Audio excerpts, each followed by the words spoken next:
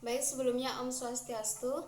Perkenalkan, nama saya Renita, saya dari Prodi Pariwisata Budaya semester 4. Nah, pada kesempatan video kali ini, saya ingin menjelaskan materi mengenai bagaimana sih seorang pramuwisata melakukan proses promosi, pemasaran, dan membangun relasi kerjasama untuk mendapatkan kepercayaan wisatawan. Baik, langsung saja ke materinya. Jadi mungkin tidak asing lagi dengan kata pramuwisata atau biasanya orang-orang menyebutnya dengan tour guide. Jadi pramuwisata ini adalah seseorang yang bertugas menemani, memberikan informasi, saran kepada wisatawan dalam melakukan kegiatan wisatanya. Nah, seorang pramuwisata ini tidak hanya memiliki peranan semata-mata untuk kepentingan tuan rumah dan segala sumber daya pariwisata.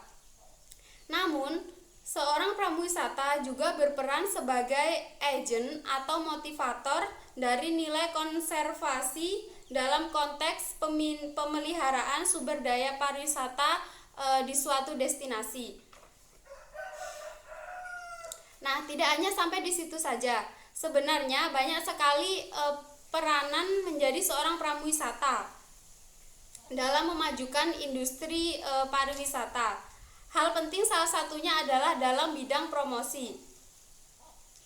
Jadi, tidak hanya seseorang yang bekerja di bidang marketing saja yang bisa melakukan promosi tentang sebuah destinasi wisata ataupun hotel misalnya. Namun, seorang pramuwisata juga sangat berperan penting dalam hal ini sebagai promotor dari sebuah destinasi objek daerah masing-masing di mana seorang pramuwisata itu bekerja. Nah, di sini saya akan memberikan salah satu contoh bagaimana sih seorang pramuwisata itu melakukan sebuah promosi atau pemasaran di daerah destinasi wisata tertentu. Baik, di sini saya mengambil contoh pariwisata yang ada di Bali.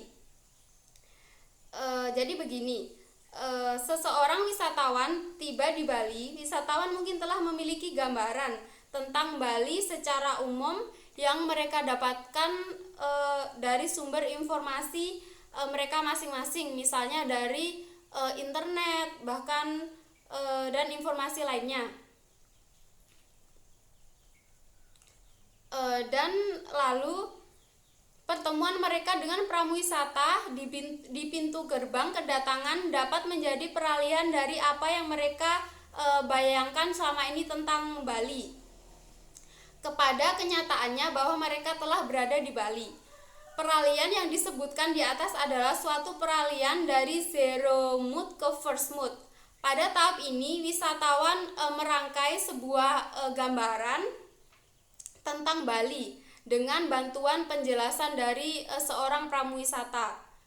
Nah, tahap kedua ada second mood. Dari skema promosi pariwisata budaya Bali adalah pada daya tarik wisata yang disebut dengan DTW. Ketika berada di Bali, wisatawan umumnya melakukan perjalanan wisata atau tour ke tempat-tempat yang menjadi DTW tersebut. Keberadaan wisatawan di DTW dapat melengkapi gambaran yang sebelumnya mereka bayangkan. Secara spesifik, pada sebuah konsep pariwisata budaya yang diselenggarakan di Bali, pada tahap ini peran-peran pramuwisata sangat penting untuk menciptakan pengalaman wisatawan secara keseluruhannya.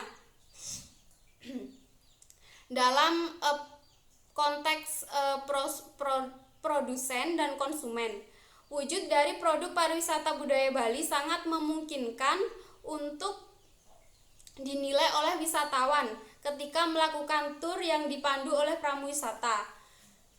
Dengan demikian, baik atau buruknya pengalaman wisatawan adalah cerminan dari pelayanan yang diberikan oleh pramuwisata. Nah, setelah